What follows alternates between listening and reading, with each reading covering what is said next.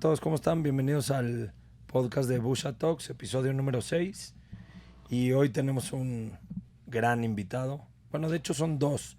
Hoy a un amigo, Adrián, que ya lo conocen todos del podcast número 1. No necesita mucha presentación, ya le tocará... ¿Yo que no soy amigo? Ahorita te toca. Su episodio privado. Y tienes que explicar la voz ronca también. La voz ronca viene más adelante. Okay. Es el lado sexy del podcast. Estamos tratando de evolucionarlo. Y mi otro gran amigo, que hay que darle una gran introducción, que es el invitado estelar del día, es Vince Esperanza. Nos conocemos hace... Algunas canas. Sí, algunos 6, 8 años. Y creo que lo mejor es que tú te introduzcas. Es el director de Endeavor, presidente, owner. Y yo le pongo el nombre de la cara del emprendimiento en México. Para mí, ese es Vince. O sea, a mí es emprender, es el señor Vince. Tienes 17 años ahí, Sí. si no me equivoco. Y me gustaría arrancar que tú nos digas, ¿qué pedo, no? O sea, ¿de qué se trata Endeavor? ¿Y quién es Vince? O sea, quiero entrar un poco a la parte de la persona. Sí, listo. Todo tuyo. Porque luego platicaré de esta confusión en Vincent Endeavor. Okay. A mí me genera a veces mucha tensión y mucha fricción. Entonces te cuento de Vincent primero. Entonces yo, bueno, evidentemente el acento de Pepe Le Pew es bastante notorio. Soy crecido, nacido y educado en Francia, donde pasé 20 años de mi vida en un ámbito muy normal, rodeado de amor con mis papás, educación pública en Francia, una carrera muy, muy tradicional, muy lineal, hasta que algo sucedió que a lo mejor poca gente conoce, pero yo fallé el bachillerato en Francia en el, no me acuerdo, 90 y tantos. Y te lo digo porque neta, o sea, no aprobar el bachillerato en Francia eres el 10%, güey. O sea, O sea, ¿es muy fácil o qué? es muy fácil tenerlo, güey. Es muy difícil no tenerlo, cara. Me encanta que lo reconozcas. No, sí, no, Bueno, literalmente. Albert Einstein reprobó Sí, física güey, en la pero prepa, ¿no? Sí, güey, no. Tampoco me No es el ubico mismo acá. caso. No, yo era por huevón. Y entonces, y lo cuento porque tiene todo que ver con el por qué México, ¿no? Porque entonces, si yo hubiera aprobado en este año, como era lo normal que hubiera tenido que suceder, porque yo en la clase era un alumno promedio bien, o sea, nada que preocuparse. Y estadísticamente, te digo, el 90% lo aprueba, ¿no? Entonces, no que era del 10% más estúpido de Francia, al final resulté ser parte de este 10%. Y fue muy interesante porque después, ya muchos años después, cuando hablas del fracaso, que hablas de cómo aprendes de él y todo, en aquel entonces no lo sabía, pero yo soy ateo, gracias a Dios, venía de una escuela laica, pública, repruebo esto, todos mis amigos lo aprueban, o sea, soy el único que sale de verano así diciendo, güey, no mames, o sea, no, me toca regresar a esto, ¿no? Y entonces les digo a mis papás que me quiero ir al liceo más católico privado, que para mi papá fue, creo que, doble golpe en el estómago. Pues porque dije, honestamente, yo creo que en este liceo la tenía que haber hecho, güey. O sea, no se hizo por, no sé, ¿no? Seguramente por bueno. Entonces dije, si me quedo en este ámbito de confort, va a estar peor. O sea, no hay manera que salga bien. Entonces tenía que desafiarme en un lugar hostil donde yo no era nada parecido a todos los demás, ¿no? Y no lo era ni en color de piel, ni en origen, ni en nivel socioeconómico, ni nada. Y esto fue la oportunidad de conocer universidades y un futuro bien distinto al que hubiera conocido estando en el otro carril, ¿no? Y entonces estando ahí estudió economía, me acuerdo que estaba literal al fondo a la izquierda, y entonces una clase de economía, la de las pocas que escuché, el profesor de economía hablaba de México, del potencial, de la crisis del efecto tequila, y tenía una articulación perfecta para decir México va a ser un lugar muy importante en materia de negocios internacionales en LATAM. Te pichó perfecto. Bien, perfecto. Y a los pocas semanas llega una universidad en la cual termina aplicando que dice, oye, nosotros tenemos puro programa dual, ¿no? De doble titulación con intercambio de 2 años. Tenemos Estados Unidos, Canadá, Inglaterra, España, Holanda, los tradicionales. Y vamos a abrir México porque México, y repite exactamente eso. De ahí yo dije México, ¿no? Y por eso, pero te digo, si hubiera aprobado como era lo normal, ¿Estarías allá? estaría allá y en una ambición. Tirado en el piso. pero en una ambición que veo hoy Francia en su falta de ambición, la veo y digo, yo hubiera caído perfectamente ahí, ¿no? Entonces ahí se origina, al final aplico este programa, siendo el único alumno que postuló a un solo programa. Y no era por decisión, no era por abnegación, porque yo dije, puta, es México. Es que costaba el concurso y pues la neta no tenía más lana para apostar a más programa, entonces me fui sobre este. Y ya, y entonces quedé y ahí fue cuando llegué en el 99. Llegué a México, el primer mexicano que me topé me echó un albur, que solo lo entendí un año después. ¿No? Porque pregunté por dónde podía coger el camión y me dijo, por el escape, mi güero. y la verdad es que ni me reí ni nada, pues no lo entendí ni nada. Y al año así recordé esta vocecita, dije, cabrón. Ya cabrón. Sí. Y lo encontraste, lo fuiste a buscar. y ahí estuve por eso me presento como franco choluteca, porque mi intercambio fue en la Universidad de las Américas en Puebla. Ahí estuve un par de años de estudiante, una experiencia espectacular. Y Endeavor llega en el 2006, o sea, todavía hay un tiempo digamos que me graduó de la licenciatura y de Endeavor. Y después, eventualmente, llega el Vincent de Endeavor, ¿no? Pero hubo un Vincent antes. Sí, espero que llegó después. A ver, sobre ese Vince de antes, esos 2 años, creo que México ya es extremadamente cosmopolita, y más si andas en zona Roma Condesa Colanco, creo que ya ni hay mexicanos, ¿no? ¿Cómo fueron esos 2 años como francés exótico? ¿Te recibió bien México? ¿Cómo fue ese choque? Yo creo que, a ver, o sea, México recibe extremadamente bien a los extranjeros, ¿no? Y el tema del malinchismo, y que si después te vas a las entrañas de por qué recibimos tan bien afuera, creo que sí hay un tema ahí. Pero esto de mi casa es tu casa, que luego lo escuchas como medio un chiste y todo, es real. O sea, la gente te abre las puertas, y cuando digo puertas, va más allá de la casa. O sea, las puertas de sus corazones, de sus amistades, es gente súper generosa. Y tuvimos mucha suerte porque en el 99 llegamos un grupo de 15 de este programa. No era tan común. O sea, no había tantos extranjeros en México. O sea, sí, el 99 era otro mundo, ¿no? O sea, no estaba tan abierto. Entonces tuvimos, yo creo que una bienvenida es particular. Éramos atípicos en el salón de clase, ¿no? Los extranjeros, los franceses. Y hasta recuerdo que el rector en turno nos recibió en una comida, porque éramos primera generación de este intercambio. La universidad tenía una apuesta fuerte con este intercambio. Entonces, sí tuvimos muchos privilegios.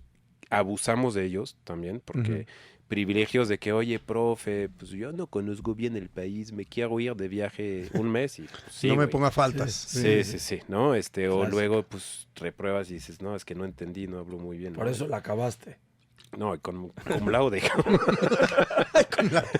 ¿No? Del bottom 10% a cum laude. Exacto. O sea, de hecho, en Francia tuvieron que hacer todo un ajuste para bajarlas, porque dijeron, o los 15 que se fueron de intercambio se volvieron genios en este intercambio, o hay un desajuste de calificación. Claro. ¿No? Sistema Educativo Nacional. Claro. Exacto.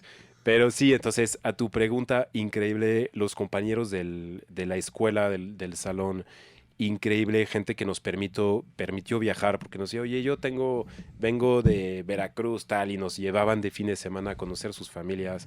La verdad es que México trata muy, muy bien a la gente, pero la gente que tiene también apertura de espíritu, de mente, de corazón, de decir, pues va a ser recíproca esta bienvenida, ¿no? Y tratamos de no ser tanto así como que los franceses entre nosotros. Nos dimos a la tarea de abrirnos un poco. Y sí, estuvo padrísimo. No, está súper. Oye, tengo una más, y no me quiero ir muy dark, pero alguna vez escuché que el mexicano que es tan cálido es por un legado de pueblo conquistado, ¿no? Que estábamos acostumbrados como que a recibir. Y me gustaría después conectarlo más adelante con Tú que ves emprendedores mexicanos, latinoamericanos, que has visto también de otros países, ¿qué tanto crees que es este efecto y qué tanto nos estamos separando? ¿Qué tanto ves que México pueda llegar a esta grandeza? No que esté mal que seamos cálidos, pero este sentimiento del conquistado de viene el francés y lo que usted quiera, señor, ¿no? Sí. ¿Cómo lo ves? O sea, la palabra es fuerte, ¿no? Prefiero el tema del malinchismo, ¿no? Que es este elogio a lo que viene de fuera y que no, más bien yo creo que en México no ponemos o no logramos ver lo increíble que es México. Y me pasa mucho cuando hablo de viajes y te sorprendes de cuán pocos mexicanos que tienen capacidad de viajar y todo conocen las entrañas de Chiapas, de Yucatán, la Sierra Norte. O sea, es impresionante. Estás buscando afuera. Están buscando mucho fuera, conocen mucho fuera, consumen mucho fuera. Y yo digo, México está lleno de tesoros. Y a mí México es el que me tocó en camión, ya sabes, de la noche que te tomas conociendo otros lugares.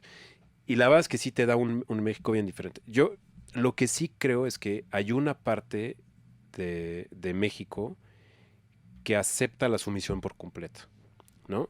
Y en todo sentido, esto de decir, bajas la cabeza así, patrón tal, entonces desde la gente que atiende, ¿no? En restaurantes tal, que me parece que es demasiado y tenemos que elevar su dignidad y no es así, no hay una jerarquía tan clara así, que el dinero no tendría que marcar. Y la otra es una sumisión sobre las condiciones. Es decir, oye, pues formarte no sé cuántas horas en el IMSS para tener ni siquiera una rebelión de decir, güey, esto no está bien, o sea, ¿qué hacemos? Y esta parte sí me parece crítica en el desarrollo para provocar un progreso mucho más grande que lo que hay, porque hay una complacencia en cosas que no deben de ser así, honestamente. De acuerdo. No, está. Hoy regresando nomás un poco para atrás, porque no todo el mundo sabe qué es Endeavor. Dale un toque a qué es Endeavor, güey, de qué se trata, y después, por qué te gustó y por qué sigues ahí. Sí, entonces Endeavor es un movimiento que nació en el 97 de la mano de Peter Kellner y Linda Rottenberg, que son los dos cofundadores, y que tenían una ambición de transformar en aquel entonces economías emergentes a través del emprendimiento y agregaron al emprendimiento de alto impacto. Es decir, hay dos tipos de emprendedores y México es clarísimo en esto. Tienes el emprendedor que emprende por necesidad, porque no tuvo oportunidad de educación o no hay una empresa que genera empleo cerca de donde vive y entonces la única manera de aportar pues supervivencia a la familia es a través de un microemprendimiento, ¿no? Y luego tienes el emprendedor que decide hacerlo por vocación y que está dispuesto a administrar riesgos, hacer sacrificios y crecer un negocio y escalarlo. Endeavor se dedica, digamos, a este emprendedor, ¿no? Y con E mayúscula, porque no hay temas de género. Entonces, Chile y Argentina siempre se pelean cuál fue el primer país en el que operamos. Como los argentinos gritan más fuerte, se lo ganaron. Mercado Libre fue de las primeras empresas seleccionadas, ¿no? Marcos Galperín fue seleccionado en el 97 por Endeavor, cuando literalmente, viéndolo en el retrovisor, era una locura. O sea, una locura absoluta. Claro. Internet, ¿no? Bienes usados, transacciones, Argentina, Buenos Aires. Pero Linda siempre dice que si no te tachan de loco es que no estás pensando lo suficientemente en grande y es algo que hemos tratado de aprender. Fast forward, hoy estamos en 42 mercados en el mundo, entonces es un movimiento que ha crecido muchísimo. En México llega en el 2002. El año pasado ya celebramos 2 décadas en esto y para mí la misión nunca ha cambiado. Sigue siendo cómo transformas a México a través de sus mejores emprendedores. Okay. Lo que sí ha cambiado mucho son dos cosas: los emprendedores y el ecosistema en general, ¿no? Entonces, cuando yo llegué en el 2006, todavía estamos en una fase de evangelización completa de qué era el emprendedor, cuál era su rol, por qué es importante que un país tenga emprendedores. Convencer universidades de tener pues un área que permita que los chavos y chavas puedan emprender. Hoy todas tienen una incubadora, pero hace 20 años no era común pensar en esto. política pública, fondo PYME, mezclaba todo, ¿no? Entonces como que también le dijimos, oye, hay un bicho distinto que se llama el emprendedor, que si bien es pequeño, hoy en su estructura, en su cabeza se ve grande, ¿no? Y lo tenemos que acompañar a que escale.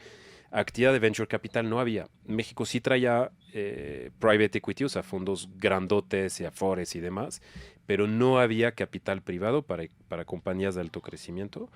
Entonces, tuvimos, y cuando digo tuvimos, Endeavor era uno, no éramos los únicos, pero sí éramos de los primeros en elevar una conversación sobre el por qué es importante que México centre un poco sus esfuerzos en el emprendimiento. Luego, hay algo también interesante, es que hay muchos estudios de cómo detonas ecosistema, pero mucho es por el modelo a seguir. Mencioné Marcos Galperín en Argentina, pero si tú hoy, creo que fuiste el mes pasado, te vas a Argentina y le preguntas a un chavo que quiera emprender quién es tu modelo a seguir, si no es Galperín, es Giver de Globant, y si no es de Despegar. O sea, es increíble cómo han logrado estos, entre comillas, héroes locales en ser mentores, inversionistas e inspiradores de toda una generación de argentinos que dijeron, che, boludo, si él pudo, yo puedo, ¿no? Y en México, cuando por fin el emprendimiento estaba más entendido, si tú le preguntabas a alguien quién sí quiere emprender, varias manos se levantaban, a diferencia del 2002, donde nadie. Pero cuando tú preguntas quién te está inspirando a emprender, había dos respuestas. Mi papá o mi tío, ¿no? O mi abuelo, que era familiar y figura masculina. Y la otra era Steve Jobs, Zuckerberg, Elon Musk y tal, ¿no? Entonces una figura extranjera. Y entonces nos dimos a la tarea de decir, y tuvimos y recuerdo porque lo llevamos en Endeavor, necesitamos héroes locales. Al principio dijimos héroes mexicanos, y rápidamente lo cambiamos con héroes locales, porque ya se veía este fenómeno de emprendedores extranjeros emprendiendo en México. Claro. Y lo que queríamos es que el mexicano, la mexicana, tuviera una historia palpable de alguien que nació su idea acá, independiente de si es venezolano, francés, gringo, indio, ¿no? Y entonces esto fue la segunda parte. En el Inter tuvimos un fuerte foco en tecnología. Mucha gente no le gustó al principio. Hay gente que hoy elogia este reinvento de Endeavor sobre el camino, pero eran muy diferentes tanto los emprendedores que veíamos en la primera década, los servicios que dábamos al emprendedor, y hoy el tipo de compañías que vemos, el tipo de emprendedores y el tipo de servicios que damos. Oye, me gustaría preguntarte un poco el tema de Argentina. Si Galperín hubiera sido colombiano, mexicano, ¿hubiera sido lo mismo? ¿O este tema de, tristemente, una situación económica tan larga y que es increíble como una colapsada Argentina, nadie sabe, ¿no? ¿Genera el ambiente correcto para el tema del emprendimiento? Yo creo ¿tenía que que ser Argentina? Yo creo que 100% está correlado. O sea, en las tierras más hostiles nacen los mejores emprendedores. Y no hay más hostil que Argentina. O sea, inflación, instabilidad política, o sea, todo está tan adverso que suceden dos cosas. Uno, el que realmente quiere triunfar tiene que asumir y aceptar y tolerar una cantidad enorme de vientos en contra. Y la otra es que inmediatamente piensa global. O sea, no puede haber un emprendimiento local solamente, porque se muere local, porque las condiciones locales son tan difíciles. Cosa que a tu pregunta hace rato del emprendedor mexicano versus el otro, durante muchos años el emprendedor mexicano solo pensaba en México, porque el tamaño era suficiente, porque era un terreno conocido, y era muy difícil encontrar emprendedores mexicanos que llevaran operaciones en más países de la TAM, ¿no? Y hoy ya es bastante común, pero no lo era. No, y lo hostil que dices justo coincide con lo de tu historia. O sea, una vez que te toca este ambiente complicado, te obliga a superarte. O sea, creo que es parte de emprender. Pero a ver, no puedes emprender en lo fácil. Ayúdenme a entender los dos, tú como emprendedor y tú como emprendido. Como un actor relevante del ecosistema. Muchas de las iniciativas van para facilitarle la vida al emprendedor. Fondeo, regulación. No lo estás haciendo el camino más fácil, y si el caso de éxito fue el terreno más agreste, no digo que se la pongas más difícil, pero el que no tiene hambre a veces no destaca, ¿no? Hay buenas historias de gente que tuvieron paternidades muy agresivas, ¿no? Y por eso se volvieron, ahí está el caso de Elon Musk, hay muchos casos. ¿Cómo podemos cuadrar esto de se la estamos poniendo más fácil al emprendedor, generamos más emprendimiento o...? Sí, es una muy buena pregunta, porque yo creo que hacer creer que es fácil emprender, para mí fue el error más grave que cometimos en el 2020 y 2021. Es mandar este mensaje, puta, es fácil, güey, mira, es fácil levantar una ronda, es fácil entrar a YC, es fácil tener una evaluación de $10 millones. Un PowerPoint, 10 millones, exacto. ¿no? Entonces, claro. O sea, esto sí es un error durísimo que le puedes inyectar porque es extremadamente difícil emprender. Y entonces, si tú le siembras a la persona que es fácil, se va a dar de topes, porque como es el camino más difícil que hay probablemente para una persona y que no lo preparaste a vivir esta dificultad, pues sí lo vas a quebrar, ¿no? Entonces, emocional, anímica, financiera y legalmente. Pero sí poner condiciones favorables para que el que sepa enfrentar todo esto pueda construir un mejor emprendimiento, sí me parece algo que sí nos toca hacer. Aún así no es para cualquiera, no es para cualquiera levantar rondas de capital, no es para cualquiera crear productos, no es para cualquiera atraer talento extraordinario alrededor, pero si tú logras meterle alrededor de alguien que sepa navegar esta dificultad, mejores condiciones es mejor, pero te voy a decir una cosa, con sino a pesar de buenas condiciones, el emprendedor nace y sale. O sea...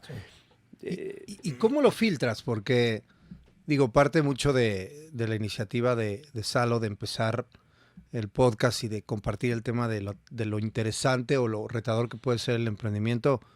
Yo no escucho podcasts que digan, sí sé Godín 40 años. Seguimos alentando a la gente que el emprendimiento es la forma heroica y los levantamientos de capital grandotes y el Forbes 30 de 30.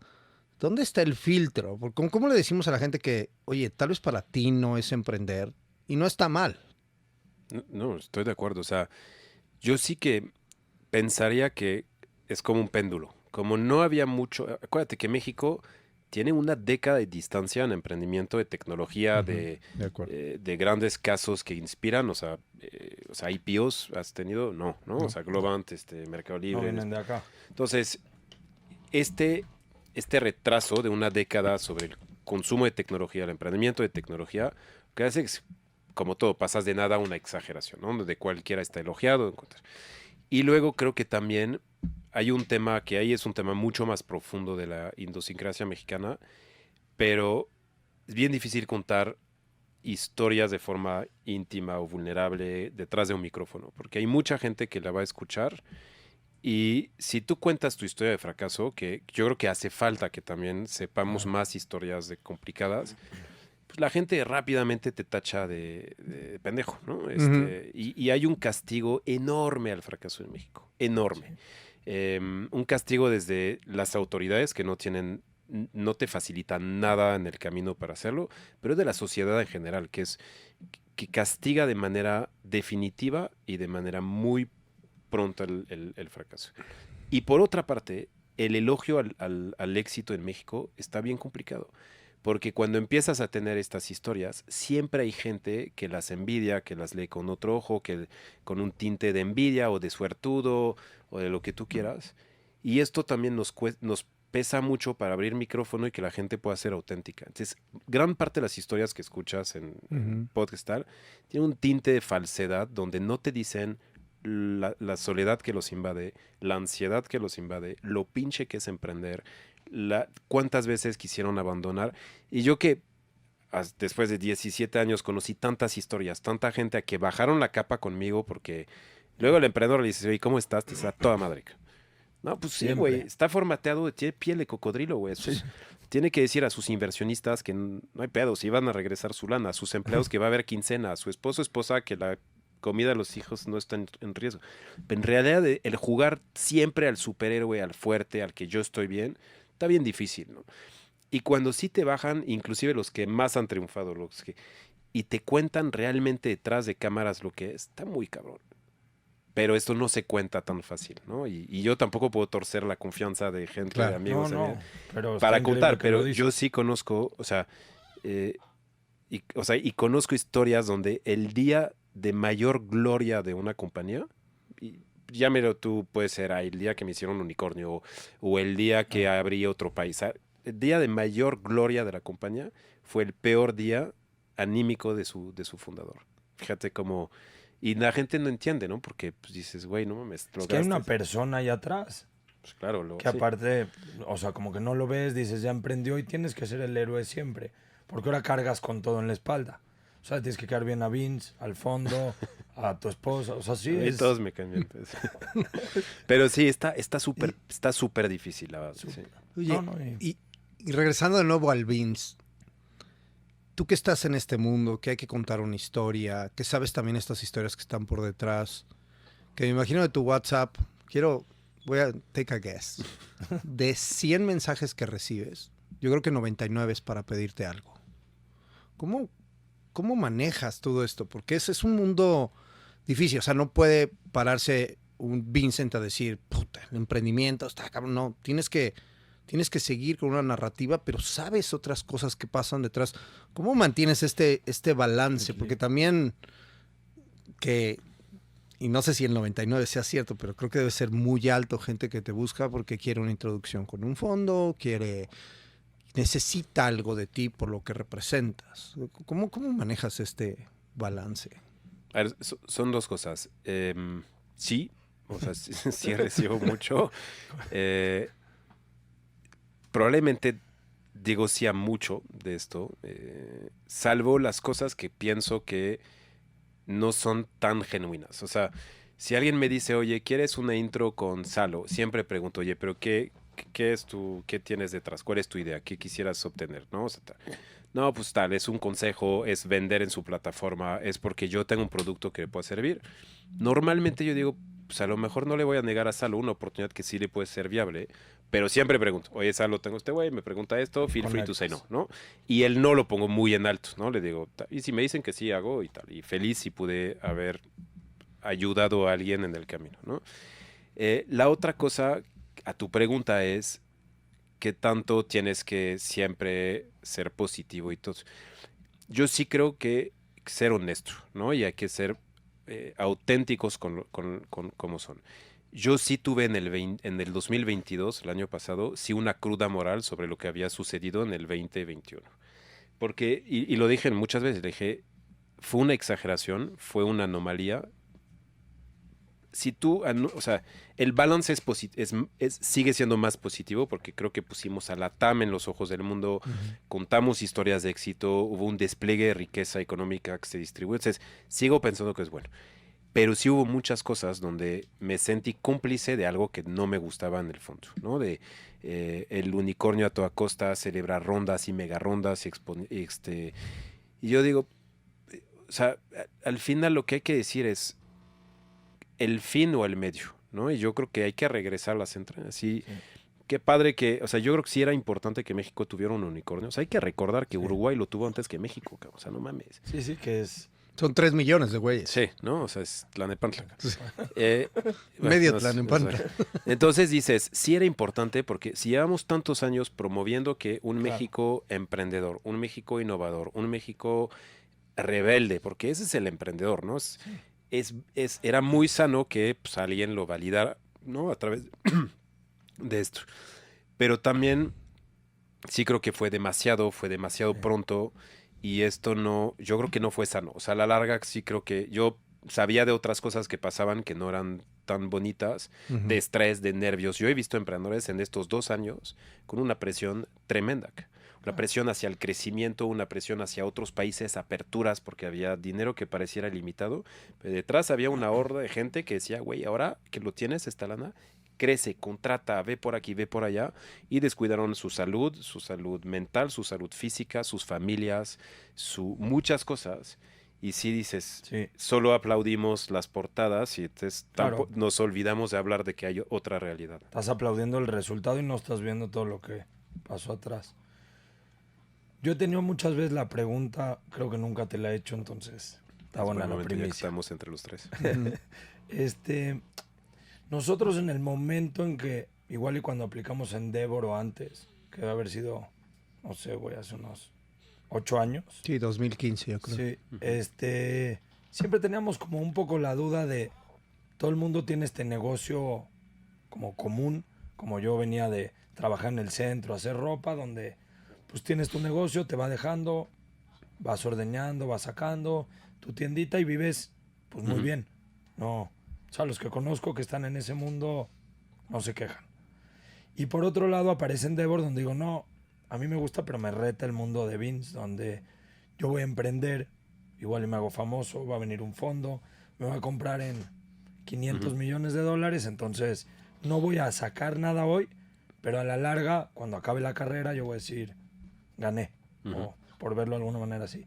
Después de haberlo hecho durante estos, no sé, 12 años, no sé cuánto, muchas veces me lo pregunto si la decisión es la correcta. O sea, tú cuando voy contigo y me dices, hazte emprendedor, te llevo por el camino en los bicis y te voy a volver unicornio, pues me estás diciendo no sigas el camino de, pues ve sacando y vive bien y no vas a vender nada al final. O sea, tuviste una buena vida, pero no hay nada que vender. Hoy, si me dijeras o nos volvimos a conocer, el camino correcto sigue siendo, tengo que ir a Endeavor, emprender, buscar un fondo y buscar venderme después, o es el otro, o sea, ¿cuál es tu opinión? O sea, primero jamás diría, ven y hazte unicornio, porque esto me da urticaria, ¿no? Siempre he querido separar el mercenario del misionario. Okay. Y sí pienso que en el camino todo está en el misionario. Lo que pasa es que el mercenario en el corto plazo parece tener más éxitos y el misionario siempre es un tema de mayor tiempo, ¿no? Entonces, una vez que separas esto y que entiendes que la persona está enfrente de ti, Endeavor, que tiene una misión de cambiar una industria, de crear un impacto real, de sacudir el status quo, de cambiar las formas en las que durante muchos años se ha hecho un negocio y que está dispuesto tal, entonces ahí lo que yo les digo es, ok, esa es la organización, la mejor organización probablemente, que te puede acompañar en este viaje de transformación, en donde vas a estar rodeado de una comunidad que seguramente tiene pain points similares, que ha vivido cosas similares. Vas a tener en el camino una figura extraordinaria que se llama el mentor, que es alguien que tiene, que dona a Endeavor lo más valioso que tiene, que son tiempo y experiencia, y que las destina a Endeavor para ayudar a seleccionar las mejores promesas y luego para transferir su conocimiento para que el emprendedor tome mejor decisión. Entonces, esto es como que el pitch, digamos, táctico. Pero ya hay otro que para mí es bien importante, es, una vez que te vuelves Endeavor, yo siempre le digo, yo no estoy yo como Endeavor para ayudarte, te acabamos de escoger para que tú nos ayudes en nuestro propósito de cambiar a México. Y eso lo tienes que hacer en dos cosas. Tienes que crecer tu negocio y tienes que ser exitoso, y el éxito tiene muchos nombres, ¿no? Y no necesariamente es vender, no necesariamente es unicornio, no necesariamente es... Pero es que lo lleves hacia un cierto nivel de éxito y que después creas este famoso efecto multiplicador, que es reinviertas tu éxito para ser alguien que inspire, que mentore y que invierta de regreso. Si tú solo eres exitoso sin hacer esta segunda parte de reinvertir este éxito, pues probablemente tu camino a cambiar las cosas es tronco, porque para mí el éxito de un emprendedor no se mide por sus rondas de levantamiento, por su evaluación, por sus ventas, se mide por su influencia. Y ahí sí Argentina, un Marcos Galperín, que la verdad es increíble la cantidad de gente que lo admira, que lo respeta, que ha inspirado, gente que estuvo en Meli o gente que fue invertido por Casex, el fondo que se desprende de Meli. O sea, inclusive una vez hicimos un ejercicio de decir, si no hubiera existido, ¿cómo se vería el ecosistema? Está impresionante, este cabrón salpicó su éxito a todo un país, ¿no? Entonces, yo regreso la responsabilidad hacia el emprendedor. Le digo, estás tú aquí por una cosa que es infinitamente mayor, que es que todos juntos tenemos que ayudar a que exista un mejor México. Ok. Por eso, entonces, el que escoge el otro camino... Está perfecto. Está perfecto. Sí. Hay muchas otras cosas que no va a devolver. No va a dar, es como mucho más personal. Sí, pero a lo mejor no tiene que estar en Endeavor. Hay mucha gente que tiene muchísimo éxito sin estar por Endeavor. Hay muchísima gente que tiene la capacidad de devolver su impacto en muchas otras formas. Okay. No es el camino único, o sea, hay miles afortunadamente, ¿no? Sí, o sea, sí. Si no sería tristísimo. Y hay muchos mini Endeavors. Y hay muchas iniciativas súper buenas que hacen esto. Sí. Sé que eres un papá muy apasionado y dedicado a tus dos hijas, y que creo que eso cambió tu vida. Aparte de todo lo que has hecho, creo que te marcó Y también sé que hay varias iniciativas dentro de Endeavor para el tema de promover emprendedoras, ¿no? Que regularmente no hay. Quiero hacerte una pregunta como en dos partes. Es, ¿por qué no hay? Si no es un tema de legacy de un mundo tal vez gobernado por hombres, ¿no? ¿Y cómo ves estas diferencias entre emprendedor hombre, emprendedor mujer, ¿no? Sé que es algo que te gusta a ti, que lo traes cerca del pecho.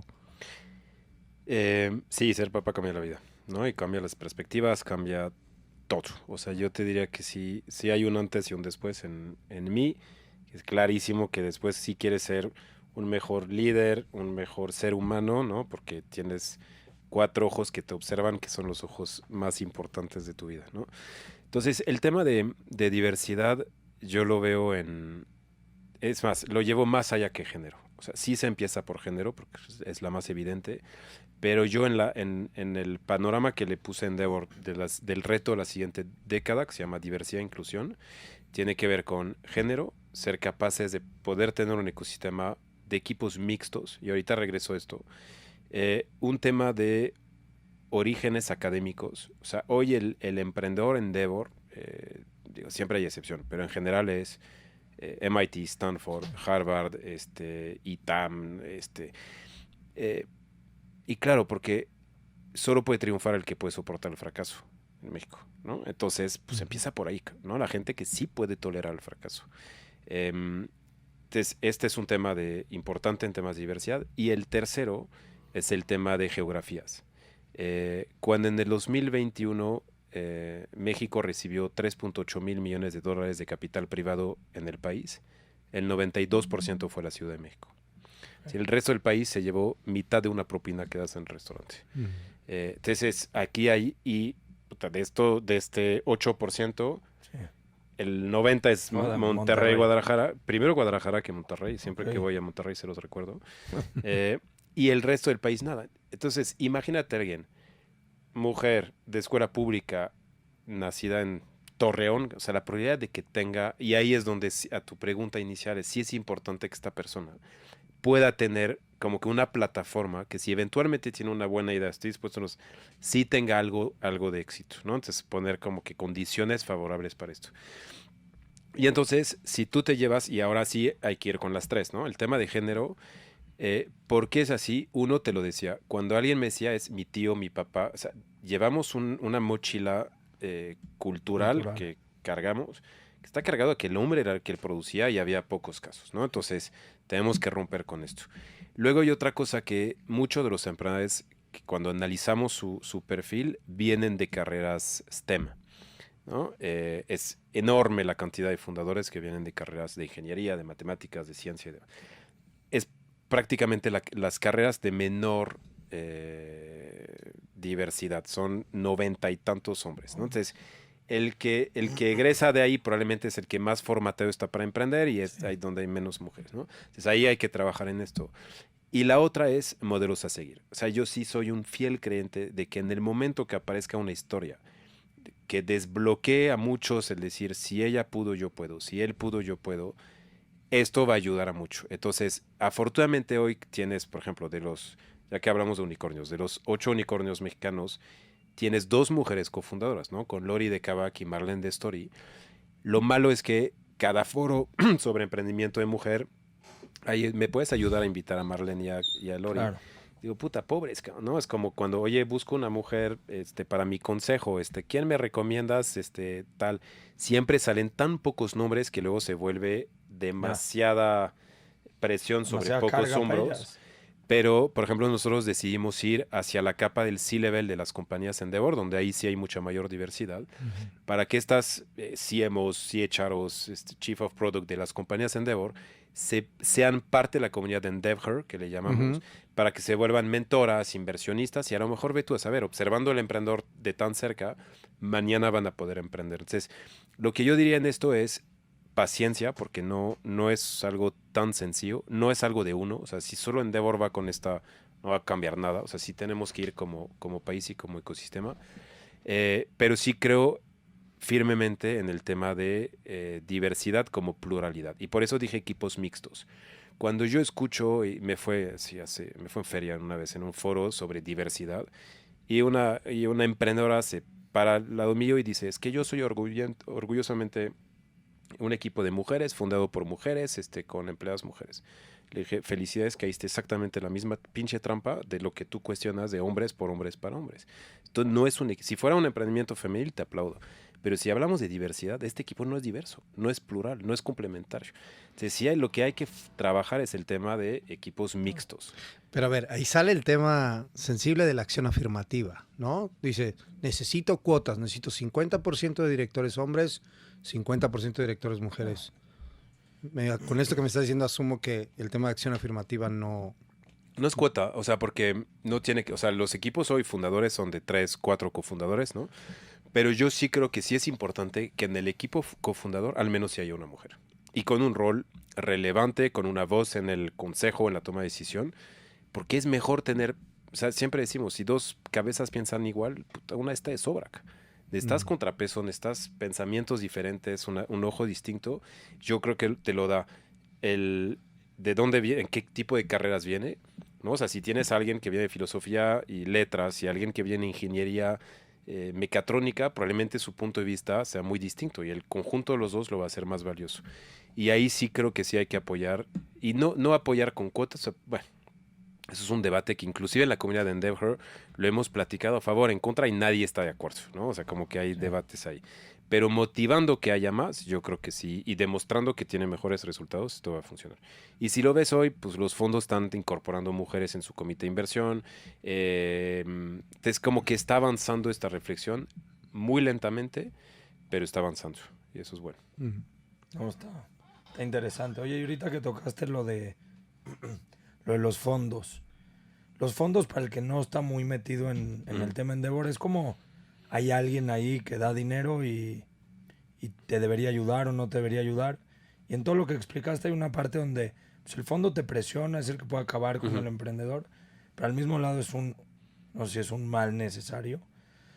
¿Tú cómo ves el tema de fondos? O sea, si yo voy a arrancar a emprender, ya estoy en Endeavor, ya me eligieron, soy parte de la comunidad, ¿cómo me aproximo a un fondo y qué debo de verle al fondo para ver que pues no sea su siguiente víctima de pues soy el unicornio, pero no me fue bien a mí? Sí, o sea, si eres Endeavor ya tomaste muchas decisiones que son buenas o malas. Más bien habría que ser antes de, ¿no? A ver, antes de... Yo hace 10 años, cuando preguntaba si a la comunidad de emprendedores Endeavor, decía, si fuera yo Santa Claus, ¿qué me pedirías? ¿No? Y era acceso a capital. Hoy nadie te pregunta esto. O sea, yo les lo acabo de hacer porque en verano hago un media review con todos. Okay. Si fuera Santa Claus, ¿qué me pedirías? Y es talento. Todo alrededor de cultura, de desempeño, de performance, de gente. O sea, it's all about people, ¿no? Y antes era esto. Porque hoy no lo es porque ya existen muchos fondos de lo que se llaman Los Ángeles Inversionistas, que ese es el cheque más bonito porque hay varios cheques en la vida de un emprendedor. El primero es tu tía, tu tío, el que le fue bien en la familia, que lo que hace es un pago a ti. O sea, el negocio ni lo entiende, ni lo quiere, ni le importa. Lo que único que dice es, pues sí, mi hijito, mi sobrina, mi sobrino, ahí te va un cheque para que arranques, ¿no? Y todo lo que son friends, family and fans, ¿no? Los llaman fools, ahora los llaman fans. Todos estos es alguien que tú conoces y que está dispuesto en darte algo de dinero que tiene. El ángel inversionista es el primer cheque de alguien que no te conoce, que no le importa que te vaya bien o mal, que vio en tu presentación, en tu pitch, en tu producto, en tu servicio, en tu respuesta a un problema grande, algo que le gustó.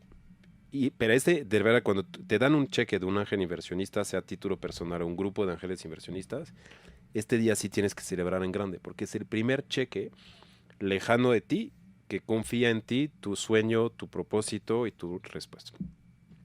Y después están los fondos, digamos, presemilla, semilla, o sea, hay como que terminología que ahí es fácil que la gente se documente. Y luego llegas a los fondos institucionales, ¿no? Que esos son los que sí van a meter un cheque más significativo, van a hacer lo que se llama un due diligence, que es una introspección en la compañía, en los números, en muchas cosas antes de tomar una decisión.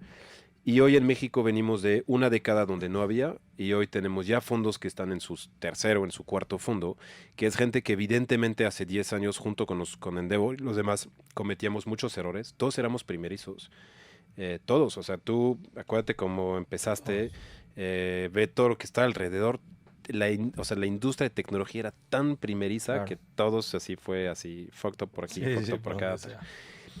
Pero finalmente la resiliencia, el fracaso y el aprendizaje, ¿no? Pues te da, o sea, todos los fondos que hoy están en su tercer, cuarto fondo son mejores fondos de lo que eran hace 10 años. Endeavor es un mejor acompañante de empresas de tecnología que hace 10 años. El talento que te rodea y todo esto es infinitamente mejor. Entonces yo creo que los fondos tienen un rol súper importante. No los veo como el dark side, no me gusta que se vean como el malo, porque son los que inyectan capital, que te permiten iterar, probar, hacer y deshacer. Lo que sí te diría, si eres un emprendedor o una emprendedora que quiera acercarse a un fondo, es haz la misma tarea que el fondo va a hacer sobre ti. Y para mí hay una ley de oro que puedes hacer. Son públicas las listas de las compañías a las que invirtieron. Revísala, ¿no? Pues Google, pues este tal invirtió con Salo. Yo, Salo, sé que te invirtió tal fondo, ¿no? Y yo te voy a hacer, no te voy a hacer esta pregunta. Porque esa es la pregunta de ¿estás felizmente casado? Sí. Todos estamos felizmente casados. La pregunta que yo te haría es, Salo, mañana vendes o quiebras a Ibushak. Vuelves a iniciar un segundo emprendimiento. ¿Le volverías a pichar a este fondo para que se vuelva tu inversor, sí o no? Esta respuesta es la clave. Que es si tuvieras la oportunidad de volverte a casar, te vuelves a casar. Y esta pregunta, si tú emprendedor haces esto y te haces tu propio análisis de a las que les fue bien, a las que les fue mal, este termómetro y le volvería a pichar, te sorprende. Hay información súper... Yo lo hice con todos los fondos de todos los emprendedores. Y yo tengo clarísimo cuáles son los fondos que inclusive a las empresas que no les ha ido bien, quieren volver a ir. Y otros que aunque pareciera el caballo del fondo, el emprendedor te dice jamás, cabrón. Entonces, y ahí, a ver, tienes tanta oportunidad de tener acceso a esta información. Claro, ahí está, nada más es hacer la pregunta correcta. Y hacer la tarea. A veces ya hay emprendedores a tu WhatsApp de los 100 que llegan que me dicen, oye, ¿me puedes, o sea, qué fondos me recomiendas?